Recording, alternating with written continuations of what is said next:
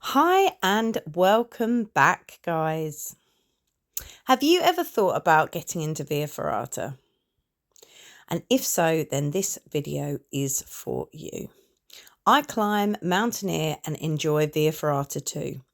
Lots of climbers don't necessarily like Via Ferratas, but here's my reasons why I love them. Firstly, they're all over Europe. And they're absolutely free, as long as you have the gear, which is a one-off purchase. What's more, they're relatively easy to find. I use two apps called Ferrata Guide and Wikiloc.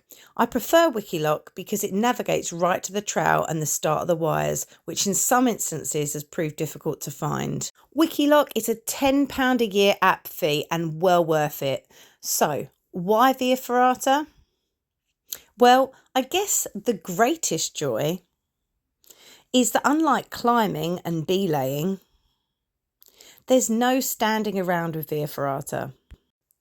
This is the quickest way to make fast progress up a mountain. And in some instances, I've climbed a 1,000-metre Via Ferrata ascent in a day.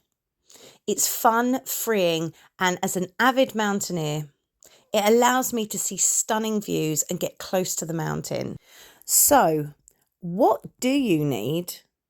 And what do you need to know to get started? Most importantly, you need a helmet. This rockfall is an example of why. The outdoors is unpredictable. The next thing you'll need is a harness and a Via Ferrata kit. The kit is lark's footed to your harness belay loop. It has two elasticated slings with special opening and locking carabiners, and the rectangular case is very important. It will unravel should you take a fall and limit the damage to your back, and it goes without saying you should not be climbing anything that you'll be likely to fall on. Ferrata is not a fall sport and could cause severe injury. This is why you need to go well within your level. Start at low grades and slowly build up. So how do you know what the grades are on a Via Ferrata? On Wikiloc, the route is graded on the front page. Grades run from easy, moderate, difficult, very difficult and expert only. Easy and moderate are good for most beginners, with moderate requiring a little more exertion and comfortability with exposure. On some routes like this one, the grades are lettered with A and B being easy, C being more of a moderate, and D, E and F grades require more strength and technicality.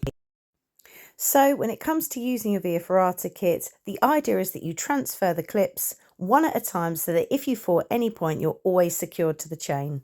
Sometimes the bolts are far apart, so it's important to be careful.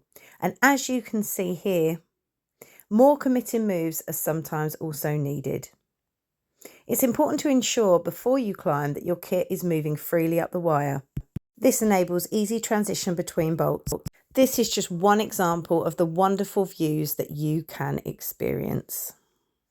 And here you can see it's only a small rock, but an important reminder. If you're climbing above someone, be mindful not to knock rocks on them.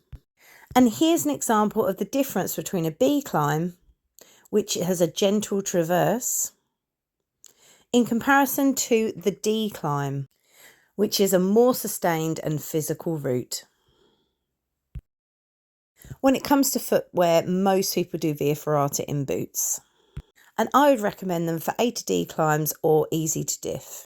With E and F, very diff and expert climbs, I often enjoy the experience more in climbing shoes, but I still wouldn't say they're necessary.